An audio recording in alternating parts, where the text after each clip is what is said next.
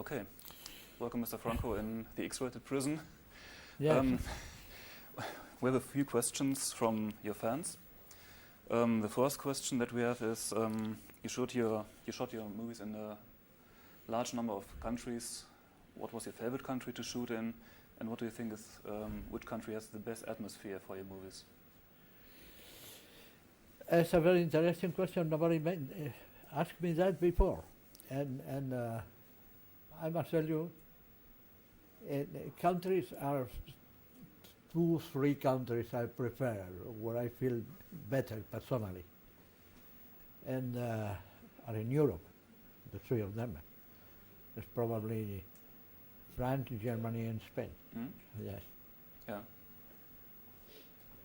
And in the United States can be very nice, but also it's much colder, and you get the impression that nobody understands what you're talking about. Yeah. When you ask things or you want them to understand something, it's very hard. Mm. Are exceptions, of course, but in general, they got completely another mentality for movies. It's completely other thing. They care much more about, the cast and the details and things, that in the real and deep meaning of the work. So it's why I prefer those 3 countries, because number one, I got the impression they are more friendly to me, and number 2, because they understand more what I did and why I did and all that thing. Mm. Okay. Another question is, what are your 3 favorite movies that are not made by you? A lot, a lot. We should have one day to talk about. No, but I suppose you want a few numbers, no? Kind of 10 movies, as they do usually in the Cannes Festival when they decide each year which are the best 10 movies of the history of cinema. Yep. They are almost the same in the whole time, in my case too. Because if I ask for them, I think Nosferatu is one. I think the first, Dr. Mabuse, is another one. Then Robert Sionmak, The Killers, The Spiral Circus, so let's say it together. And then I like very much, in general, the expressionist cinema. So, genre noir, Cordelier, things like that. And then I love some very modern films. I like very much some Brian De Palma films. I like very much the Billy Wilder, but the Billy Wilder from the period when he was working with Charlie Brackett as a scriptwriter. So, let's say, Double Indemnity, things like that. And so, as a matter of fact, I like the expressionist cinema and black cinema are the main things to me. And I don't try to follow the style of anybody, but then when I see the film, I say, oh my God, you were under the influence of Robert Sionmak, for instance, which is normal because I had the pleasure to work with him. Yeah. And I knew him quite well, and I love his films. I think Robert Sionmak is a man that we have to discover again, because he's not considered one of the geniuses of the cinema. For me, he's one of the favorite directors who made Phantom Lady, and who made Phantom Lady, for instance, is a masterpiece. It's impossible to do something better. And then the other side of the mirror, with Olivia de Havilland playing the 2 twin sisters. So And this is my favorite cinema. And many times, most of the time it's in black and white. Because I think for the expressionist cinema, the black and white is perfect. Better than the color. Even if Hitchcock used to say that I prefer the color because the blood is red. The blood is red also in Nosferatu. Who cares? Yeah. It's in your imagination, much better. That's it. Okay. Do you think that the so-called Eurocult cinema movies from you or your colleagues, Lucio Fulci, Joe D'Amato and others, do you think that there could be a new time with new directors, that these good old times could come again in nowadays? In which country, in which school? Generally spoken. In general, no? In general. I don't think so.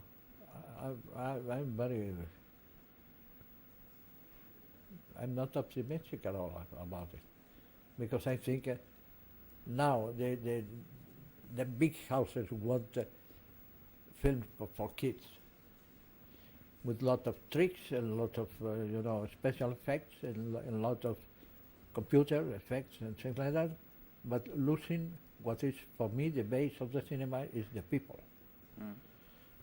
As the people is not real, it's impossible to get real feelings, I think this is one of the stupid things that's happening now. Is most of the films are out. Of course, it's some, let's say, cult films with other kind of feelings, but nobody watch it. Nobody knows those films. I think one of the most important things for us is to have an audience, a big audience. So I like something. If you ask me, Lars von Trier, I like some things of Lars von Trier, but I don't like the whole thing of Lars von Trier. And I like it. The French cinema, I think, is in complete decadence, because until 10 years ago they had 3, 4, 10 very good directors, like of course Truffaut and Jean-Luc Godard and people like that. But now they are dead. Jean-Luc Godard, poor thing, is not dead, but he's making really very strange things and very private things, and shooting in video he's not more in the business. So the Italian cinema, I was never a big fan of the Italian cinema, but now less than ever. The German films are very few. Very few. Interaction is always a small percentage of the year production can be interesting. But if you produce 40 films, my God, maybe 2 are interesting. No, I think we are crossing our stupid times. And it has to change. I said the other day in an interview in Madrid that I think now is arriving the moment that we need Hollywood again, Hollywood or the United States, because of the industry, not because of their talents, but the industry. And it has to be like in the 30s when a group of Germans decided to leave Germany because of Hitler. We need a new Hitler to put again the cinema moving. As for the moment, I hope he's not crossing our lives again. I'm Adolf Hitler, but for this kind of to put people out to be together to do something serious, my God, Hollywood was the real good Hollywood was born like that. So I don't know. I think something had to happen, because it's something true also is, I think the cinema now is in a, in a kind of repeating things, repeating stories, and repeating, the same tricks, the same things. and making probably in 10 years it will be, the Star Wars 250. So, but always the same. It's always the same, even if the actors change and they have a new flying engine, and who cares? Speaking. I think cinema needs feelings and people and heart. And in this moment, we are losing even the actors look like puppets. So Angelica Jolie is not a real person. It's a drawing. What about Ben Affleck? Mm-hmm. It's not a real man. It's something. It's a computer. Yeah. I prefer anyway actors like Emil Jannings or Leslie Howard. Yeah. Because also for a director it's so comfortable, because when you have actors of this kind of this quality, you got the half of the film is in your hands, because you can manage them. I made, for instance, a lot of films with Klaus Kinski. Why? Because he was right there. It's something when something happened to Klaus, something happened to the audience. When something happened to Ben Affleck, nothing happened. Nobody cares. If he gets killed or he killed, No one cares. nobody cares about them. Or let's say the great people like Catherine Hepburn or like Ingrid Bergman or Mike. Yes. It's very simple. If you have a person like that to explain a story and to cost the audience in your hands. Now it looks like if nobody cares about the actors. And we mustn't forget, Robert Schumann told me once, we are poor people that we have to explain a story, but we are even not explained by ourselves a story, but through the actors. So you need the complicity and the quality of the actor. And if the actor doesn't deserve, the parts they are playing, so what can you do? It was because I was working with him when he made the General Custer film. Mm-hmm. The General Custer film, he didn't want Robert Shaw to play that, because Robert Shaw is the contrary of the personality of this mad General Custer, this tall man, strange. And Robert Shaw was a small Irish guy, dark hair. And but the production imposed Robert Shaw instead of Sterling Hayden, what the actor he wanted. You remember Sterling Hayden? Yeah, of course. So when we started shooting, he told me, listen, the film is over. It's a shit. It's a piece of shit. I cannot put the audience believing that this guy, this little man, is General Custer, because I don't believe myself. How can I put other people in the way to believe it? Yeah, this is the drama. And a lot of schools and dramatic schools and actor studios and things.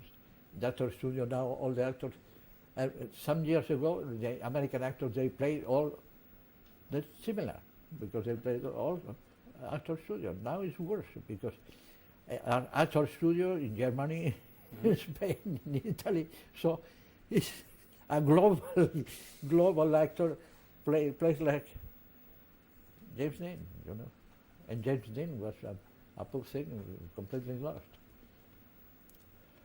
I met it was, let's say, I admire him a lot, Luis Buñuel. Mm-hmm. And Luis Buñuel wanted, and one day asked me to introduce him Nicolas Rey, because Nicolas Rey was in Madrid, and he wanted to understand the person of Nicolas Rey.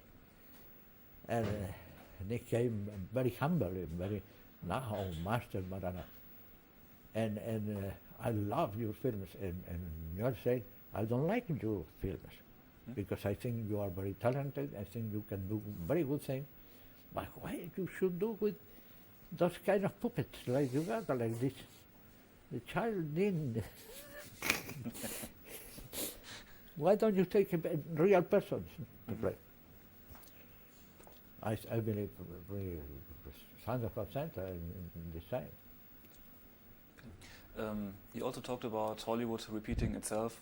What do you think about all these remakes? The remake of Texas Chainsaw Massacre, the remake of Dawn of the Dead, and all these movies. Yes, because it's an absence, a total absence of intelligence and ideas and imagination.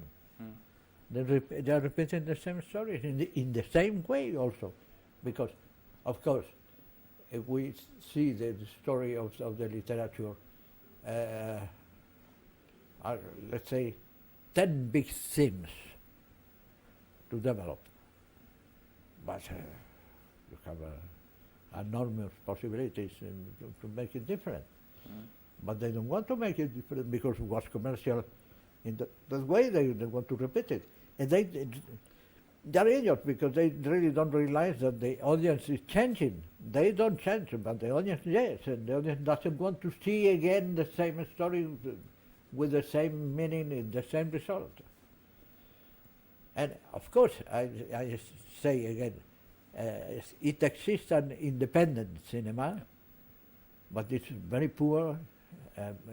Every day are less films independent that can be independent because of the prices and the total cost and things. But it was very important in that moment. They showed that it can be done something good and something clever and something different with very few elements, with a camera and 10 actors in the ruins of Rome. Okay, let's start again. Do you think that your movies nowadays are more sought after than in previous times, that are today more fans of your movies? Listen, it's happened a very dangerous and sad thing to me, is I make a film, for instance, in 90. I make a film, nobody likes it. Even the people who like it normally my film say, no. But 10 years after, they start to say, it's interesting. They start to write about it. I don't like this thing because I want to have a profit from the things I did, not 10 years later. 10 years later it's too late now.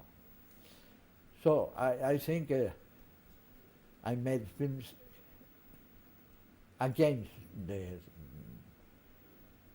times. So I was all my life long trying to explain things which weren't so obvious, or at least were amusing, but amusing in the expressionist point of view, which is for me the best literature and the best things can come from the expressionism. This is my, I don't think I got the cue of the truth, but it's much more interesting. A guy like Frank Kafka, or like Gromeling, or like much more interesting than the stupid things happening today. My wife got a lover, and then they go to the world. Who cares? You know. Orson Welles discovers a lot of things, and he died in the misery. And still been one of the greatest men in the history of cinema. Nobody wanted to produce. I had the pleasure to read the King Lear script. He wrote, it was a wonder. And he couldn't find a producer. And around him, all the stupid guys who were making pictures and doing and being successful and things. And he was in the last corner with that $1 to it. Almost. Because he was very clever to get some money from anywhere. So I've been very, very disappointed with the situation today. Not because of myself, because I'm happy myself. Because as a lot of people are discovering my old films, so they give me opportunities to make new films like the old things like that. So for me, it's okay. And also, I'm working in the digital, because to work in the 35 millimeters is an old-fashioned thing, you know. Mm-hmm. I think the good digital, I've been talking about really the high definition material is as good, at least, as the best 35 millimeters. Yeah. Oh. And the cost of it is 10 times less. Mm-hmm. So it's a chance for the young people, for instance, to work to make things, to show the qualities. In the only sense that I am optimistic is because of this technical discoveries are helping a lot the young people to make new experiences and to look for new ways and things. I hope it's going to work. Mm-hmm. And do you think that the new mediums such as DVD also help younger viewers to become a fan of you? It's recognizable that there are a lot of DVDs coming out all over the world, and also younger viewers say, "Oh, it's just from Jess Franco, good movie." Is it? Did you expect something like that? It makes me very happy, but you know, I know the value of my films. I don't like my films in principle, Mm-hmm. because are full of faults, full of stupid details and things. Many times because of the budget, but many times because of my fault. That's all right. So I'm very happy, but I'm not proud. Mm-hmm. Let's say I'm happy because I like to have a resonance from my work, but doesn't mean anything. I don't care. Mm. Finally, I don't care. Okay. Speaking about budgets, Erwin C. Dietrich once said, "If you had bigger budgets, you would be better than almost every Hollywood director." Do you think it's mainly a question of money? It's a question of money. I'm very happy about the line of Erwin Dietrich, because it's very nice to hear that. Mm. But it's a question of money. It's a question of the production, you know, a statement, you know. I think not only the money can help you, but you have to work with someone, with a producer, for instance, who understands what you are doing and help you to do it, to go ahead in that way, you know. Mm-hmm. And this is not only a matter of money, because even with very short money, it's possible to do a great film. Yeah. A lot of, let's say, the latest Godard films for me are beautiful, Mm-hmm. and was made with a videotape and nothing. But I think you have to have liberty. This, for me, the freedom is essential. You have to have a tape, a camera, and freedom, and then enough money to go ahead in the way you wanted to go, Mm-hmm. without to be cut because of the economic thing. So I know I can be. I got a lot of experience. For instance, I made the second unit with Orson Welles. I shot most of the shots of the battle are mine, Mm-hmm. and a lot of things more. Let's say that in a film that have to have more or less 900 shots in the cut. Yeah. I made 200, at least 250. And I would like to find someone telling me, this is yours, this is yours, this is yours.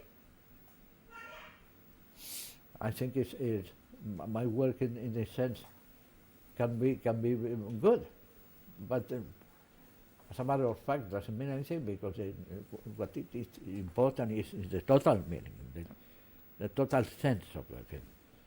And even if you shoot better or worse, or you shoot in a way that Luis Buñuel he didn't want to have beautiful shots.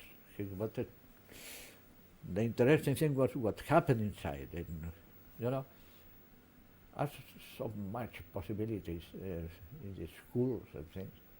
It's so personal that, you know. It's like let's talk about paintings. I like very much Magritte, but I don't like Bosch. I don't like Holbein, the father. But you know, so in the cinema it's the same. It's a lot of possibilities, a lot of words, and the only thing that counts is how they resolve the problems. Because of the difference between the paintings in a movie is a movie needs more persons. A painter can be alone at home and paint himself. Yeah. But let's say that cinema is a compressed work of a group of people working together.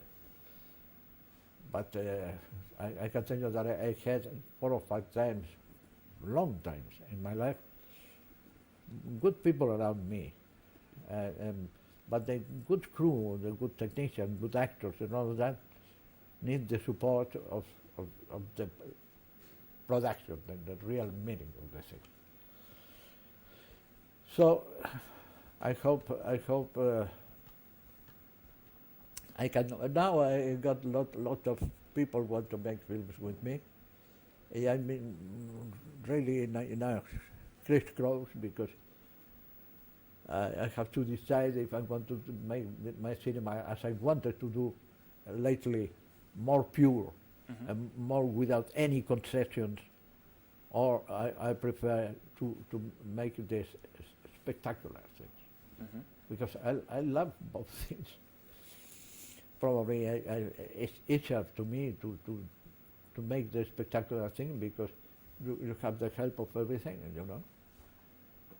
Because if you are making pure cinema just with the 3 persons, like a little bit Lars von Trier's way, it's very difficult to get it up, you know, and to get a response from the audience, and to get a producer, and to. I was doing lately kind of 8 or 10 films in that way, very much outsider things. Yeah. I love it, but I think in that way it's more possible to open new ways. But what is the answer, you know? So, would you say if a producer would come and says you have all the money you need, you can have everything you want for your movie, but you have to listen to me what I want? Would you say no? I prefer that I have the control over my work, or would you say, oh, okay, all the money, all I can do? What would be your? I think it's happened to me various times. For instance, in a moment after I made my Dracula, let's say the Bram Stoker Dracula with Christopher Lee. Yeah. I had the possibility to sign a new contract with the American and to make more films, to make again a 1 or 2 years contract. But in that moment I had also the problem with the Bloody Judge. It's a film I care a lot about. And they say it was too long, and they cut it, and I had 2 different battles, historical existed, those 2 battles, and they decided to put all together in one battle. But it was completely mad, because the people were dressed in another way. They weren't the same richness and the same thing. I think it's a revolution, and another thing is a formal, serious battle of 2 armies of 2 different countries, you know.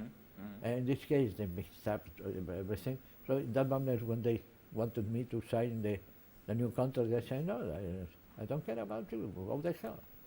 I don't want to work with you. And they were astonished because, my God, read the contract. I don't read it because maybe if I read it, I sign it. And I don't want to sign it. And when I went there, the second time, let's say, was my first period in Germany with Arthur Brauner. Oh, yeah. Because Arthur Brauner offered it to me. And during my period, was under contract with American International. He came over once because he had a filming co-production, this kind of Marquis de Sade, Julia Marquis de Sade. Yes. And he told me, listen, if you want to make film with me, if you can, I said, maybe I'm going much more soon than you can imagine. I'm okay, I'm good for you. Yeah, I can. I sent to hell the guys of the American International because they were, you know, with the American house happened the same, this thing is they let you freedom and then they start to, you know, to close your liberty and more and more and more and more. And they offer you more money, they offer you more things and more actors and more things, but you're getting a slave, you know. So every time that I got this impression, true or not, I escaped always. Because, why? Talking about Arthur Brauner, how was he as a producer? There are a lot of stories about him that he's very greedy and that he also says do it this way or that way. Did you have the same experience with your movies? No, no, I tell you frankly. I made, it's a very unexpected, this thing I will say.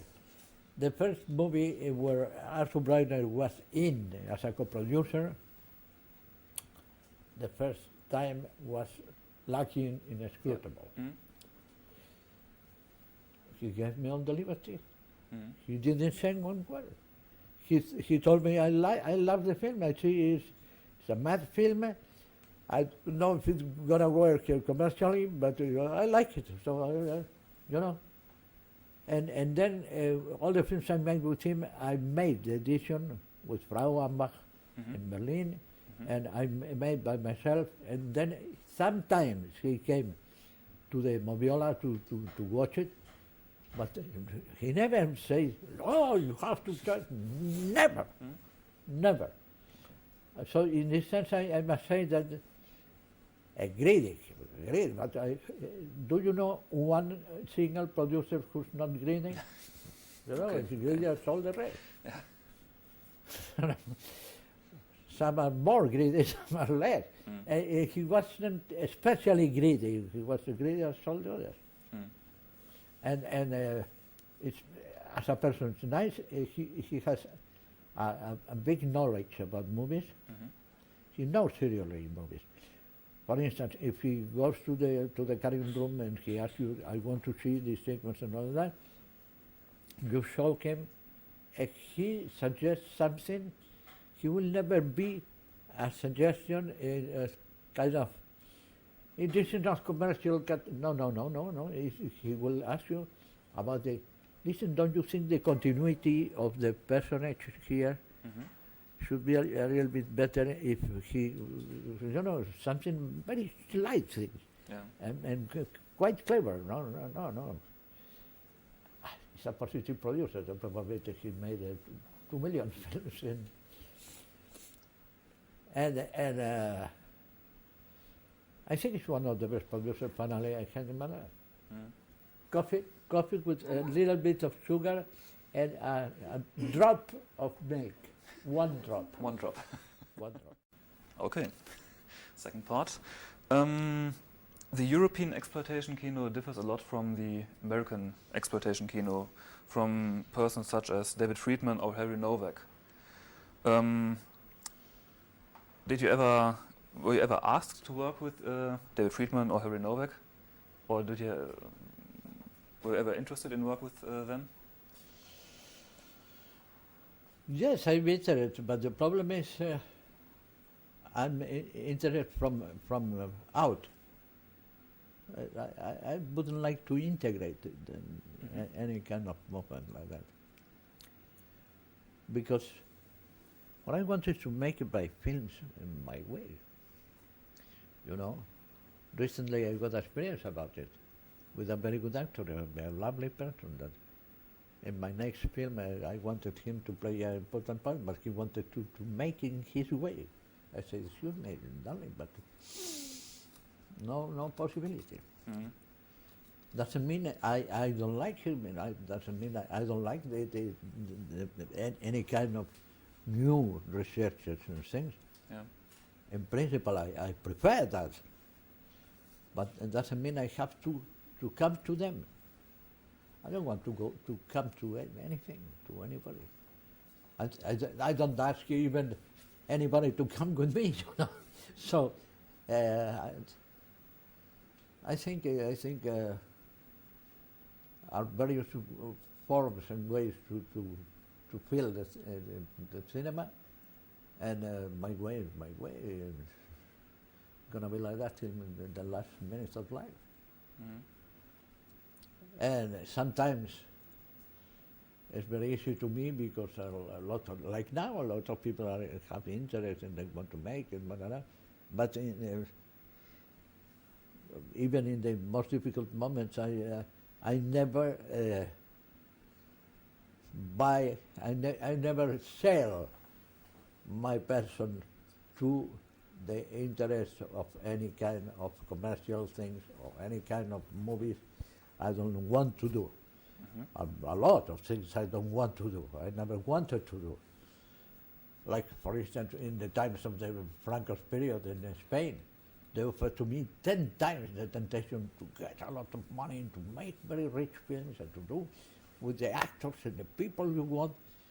But the heart of the thing was a shit, was something positive for the General Franco regime. It needs no way to me, not possible. That's what I did. So I still thinking the same. You know, now I wrote a book, finally. No, I wrote a very, very short novels when I was very young, like Dr. Orlov was a little book, but it was a novel I made for the kind of pocket novels to read in the metro, and it was good.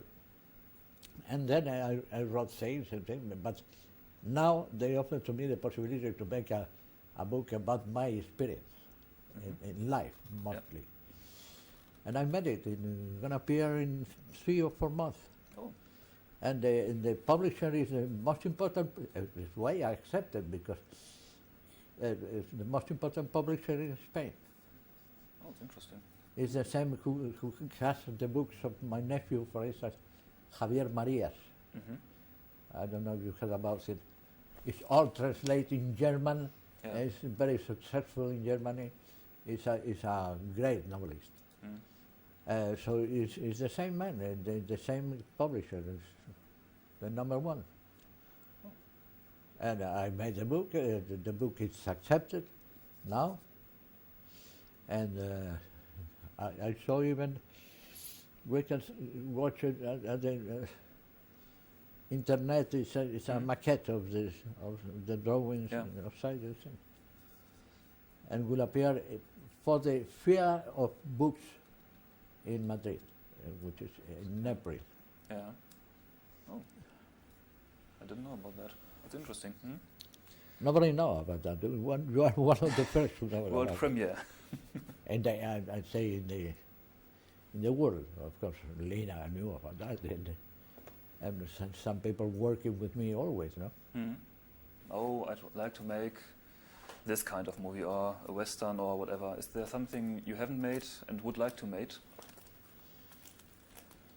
Yes.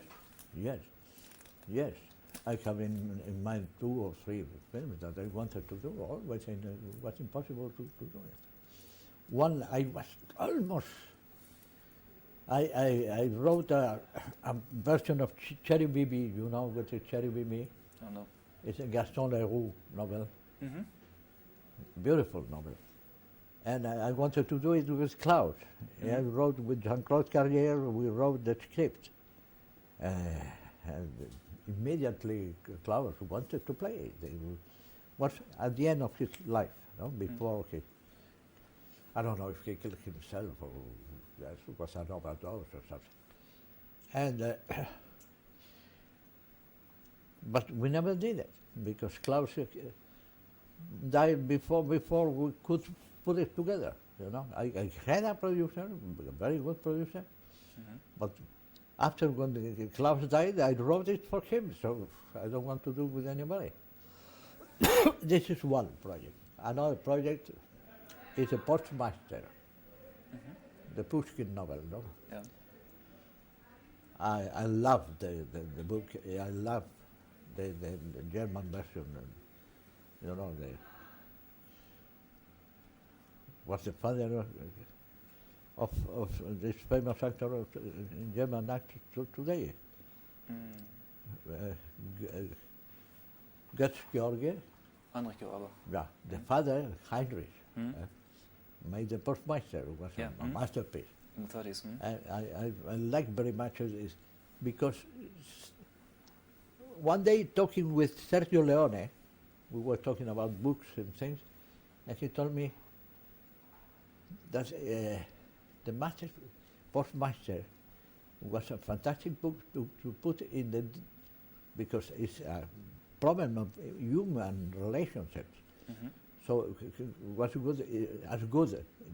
You need a lonely place, the static place, but can be as well the taiga, like the Mexican desert.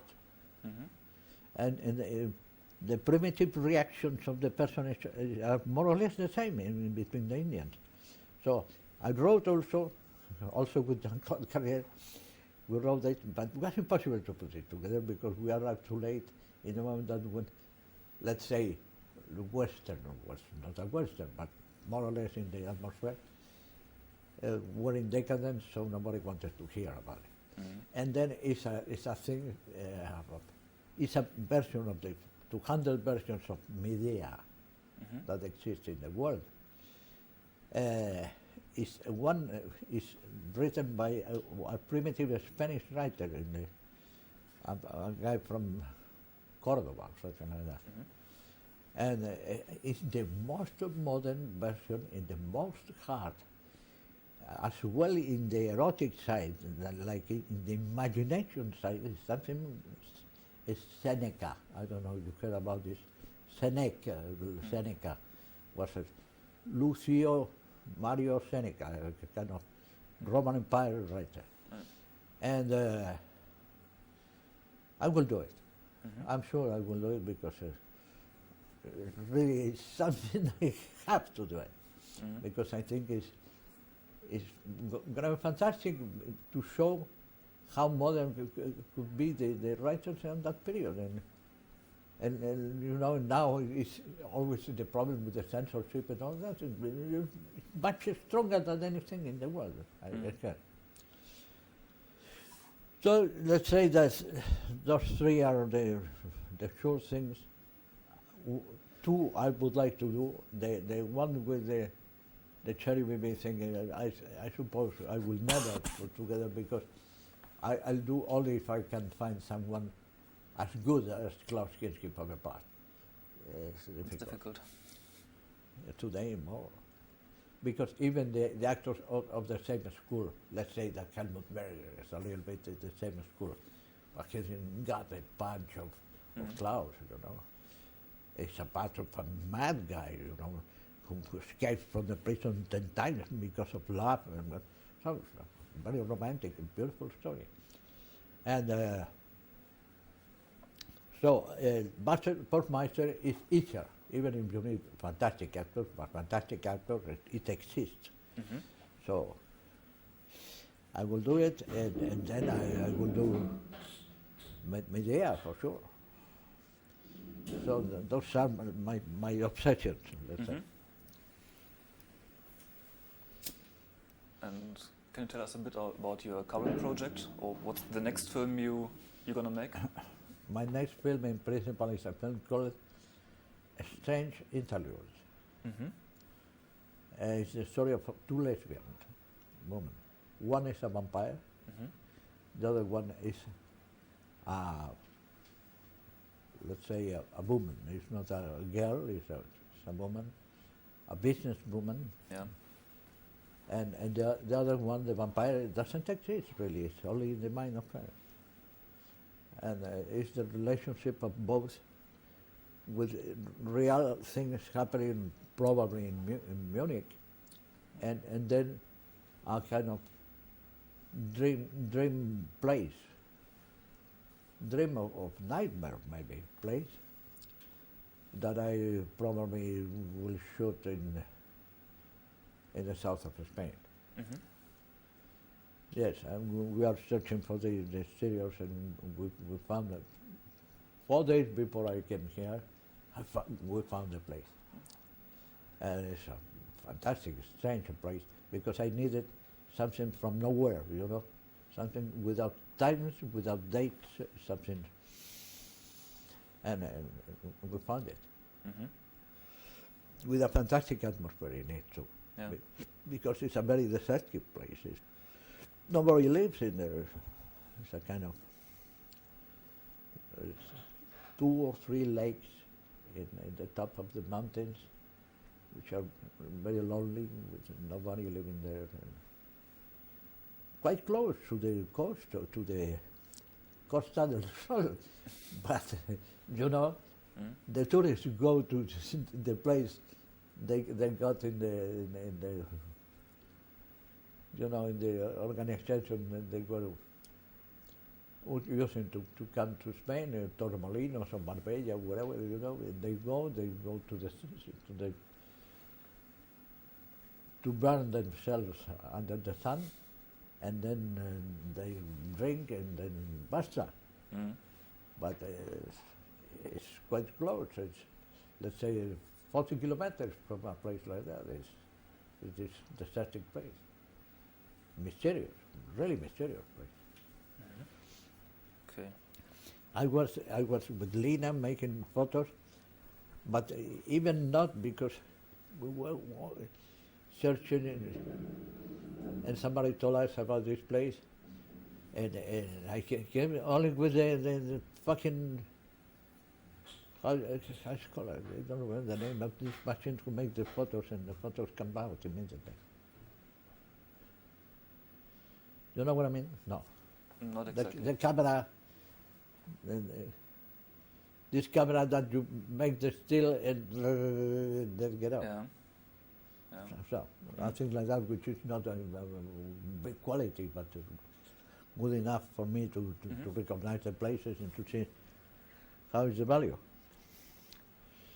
This is my first film. I will do, I don't know yet if I will do in real or official production with Germany, but anyway I will do in collaboration with Germany, between Germany and Spain.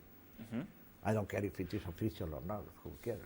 But it's important for me in this film, very important, as the music. Mm-hmm. I will have the Sigisbab, Sigisbab music and guitar. Yeah. Mm-hmm. Yes. Wow, wonderful. And we've got the definitive contract. It's not done, but we've got an agreement between us, and because he was also the composer of Vampiros Lesbos, you remember? Yeah, of course. Yeah. So this is concerning actors. I will have Spanish actors. I will have German actors too. And what is very important is the lead part. It's a part that 20 years or 30 years ago you should give to Soledad Miranda. Mm-hmm. You know, yeah. I discovered a new Soledad Miranda. That's also tough. A new one, in the same, from the same country of Andalusia, and the same style of scripture, and with half gypsy, so with the sense of rhythm of the gypsy people, like Soledad. Mm-hmm. And she's beautiful, and she's very young, and I think she's perfect for the part. And I will play this, you know, this risk to get her. Mm-hmm. She made just 3 or 4 films, in a small part. And also, she was working in the Dracula versus, Killer Barbie Killer Barbie, versus yes. Dracula.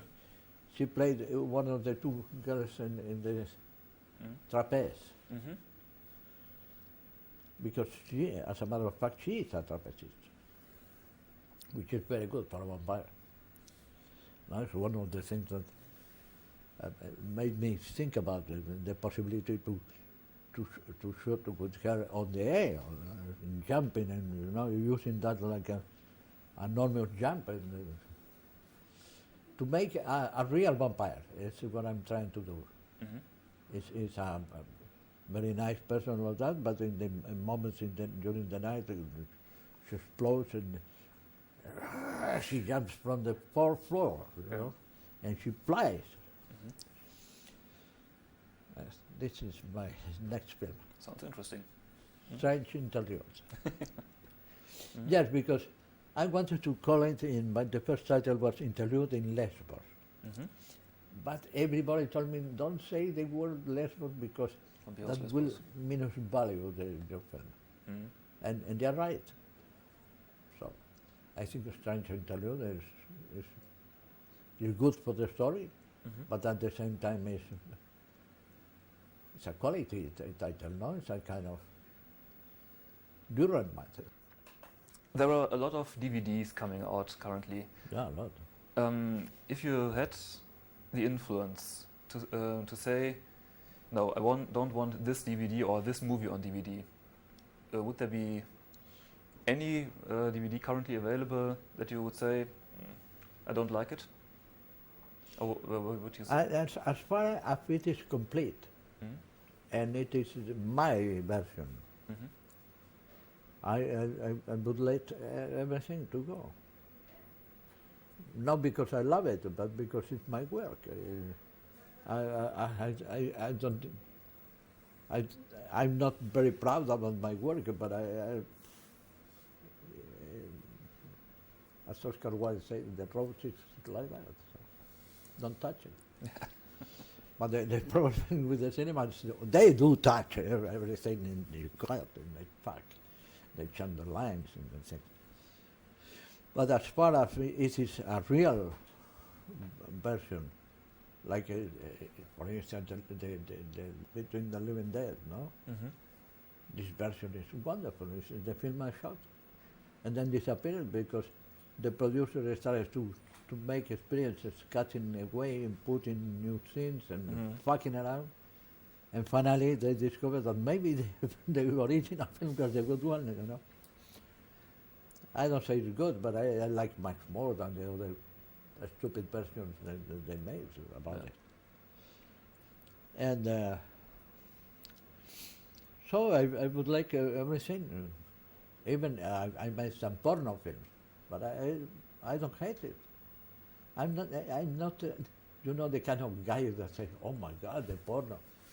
What's the porno? It's a kind of films. So it's cinema too. Can be good too, but the problem is in general it's a shit, but as shit as the other. No more, or even more or less the same. They say, but the kind of all the kinds can be good and can be bad. If you think about Picasso, or you think about the big sculptors of the history, they made porno, all of them. People like Bourdelle, or they made porno. And who cares? What's that? What is this kind of break between things for serious people and things? I'm not a serious people anyway, so I don't care. What is bad is a lot of porno films are a piece of shit, but also a lot of comedies are a piece of shit. Yeah. And just theatrical adaptations are a piece of shit. But can be good. The proof it can be good is I don't know if you saw the Patrice Chéreau film, Intimity. It's a wonderful film. is porno. Mm. And he said that I made a pornographic film called Intimity. It's a pornographic film, beautiful, my God, fantastic. Mm-hmm. I like Patricia a lot as a director.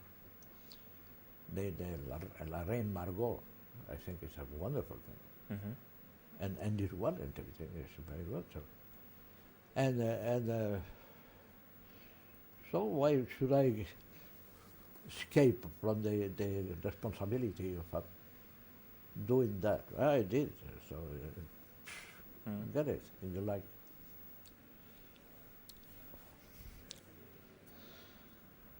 If you had to choose one of your films that are not so well known, or is there a film where you would say, this is a good movie I made, this should be more known among the fans? Listen, I wouldn't say that because I don't like my films. I told you before. So it's not a film I say, this is a good film. No.